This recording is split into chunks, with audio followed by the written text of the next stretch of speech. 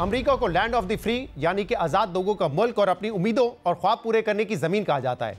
एक ऐसा मुल्क जो न सिर्फ अपने बाशिंदों को अपनी सरहदों के अंदर शख्सी आज़ादी, बात करने की आज़ादी, मजहबी आज़ादी, सहाफ़त और इज्तिमा की आज़ादी का हक देता है, बल्कि दुनिया भर में इन आज़ादियों और हुकूक को यकीनी बनाने और हौसला अफजाई के लिए मुख्तलिफ इदारों और तंजीमों को फंडिंग करता है और गैर मुल्की हुकूमतों पर दबाव डालता है। मगर डोनाल्ड ट्रंप के सदर बनने के बाद अमेरिका बदल रहा है। जो आज़ादियाँ और जो हुकूक अमरीकी आइन अमेरिका में रहने वालों को फराम करता है, वो हुकूक और आज़ादियाँ एक एक करके उनसे छीने जा रहे हैं। अमरीकी आइन की पहली तरमीम, जिसे बिल ऑफ राइट्स कहा जाता है, वो अमरीका को आज़ाद तरीन कौम बनाता है।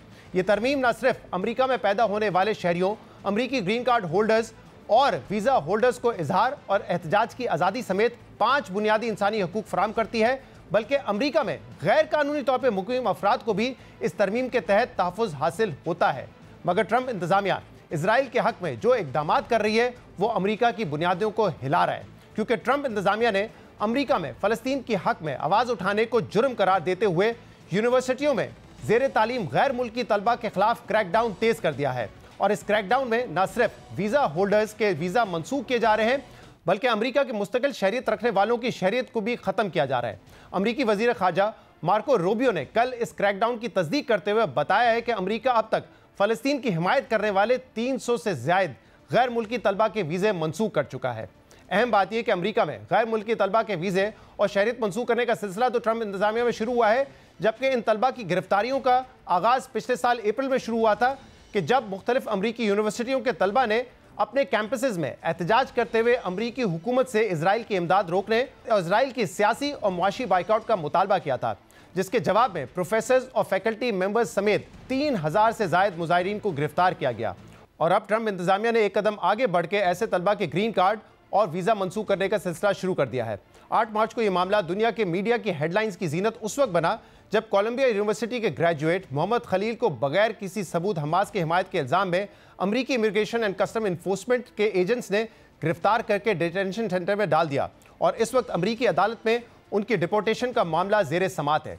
इसके अलावा मंगल को अमरीकी इमिग्रेशन के नकाब पोश एहलकारों ने इजरायली जारियत के खिलाफ आवाज़ उठाने पर तुर्क तालबा रुमैसा को भी गिरफ्तार कर लिया है, जिसके बाद अमरीकी हुकूमत ने इनका वीज़ा भी मनसूख कर दिया है। Oh, we revoked her visa. It's an F1 visa, I believe. We revoked it, and here's why. And I'll say it again. I said it everywhere. Let me be abundantly clear, okay? If you go apply for a visa right now, anywhere in the world, let me just send this message out. If you apply for a visa to enter the United States and be a student, and you tell us that the reason why you're coming to the United States is not just because you want to write op-eds, but because you want to participate in movements that are involved in doing things like vandalizing universities, harassing students, taking over buildings, creating a ruckus, we're not going to give you a visa.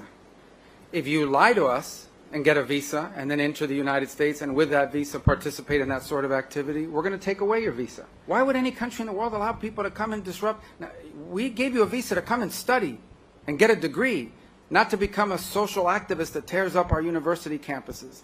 And if we've given you a visa and then you decide to do that, we're going to take it away. I encourage every country to do that. अब एक ऐसा मुल्क जिसका आइन अपने शहरियों की जानिब से झूठ बोलने तक को प्रोटेक्टेड स्पीच करार देता है, उस मुल्क में इसराइल के खिलाफ एहतजाज को जुर्म बना दिया गया है। और अमरीकी सेक्रेटरी खारजा का यह दावा है कि वीज़ा हासिल करके अमरीका आने वालों को इसकी इजाज़त नहीं है, जबकि अमरीकी सुप्रीम कोर्ट के माजी के मुतअद्दिद फैसले मार्को रूबियो के इस दावे की तस्दीक करते हैं।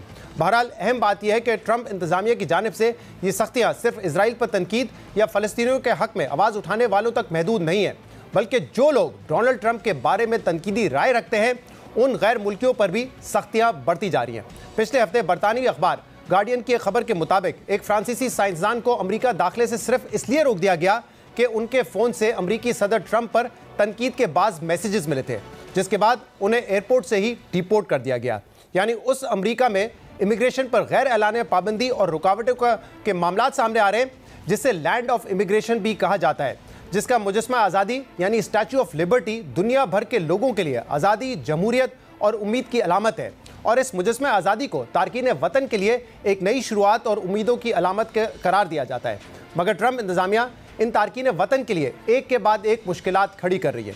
अमरीकी टीवी CBS न्यूज़ की रिपोर्ट के मुताबिक अमरीकी हुकूमत आने वाले दिनों में कम से कम 5 लाख तारकीन वतन को मुल्क से बाहर निकालने का इरादा रखती है, जिनका ताल्लुक लैटिन अमेरिका और हेटी से है, जो बाइडन इंतज़ामिया के स्पॉन्सरशिप प्रोसेस के तहत अमरीका आए थे।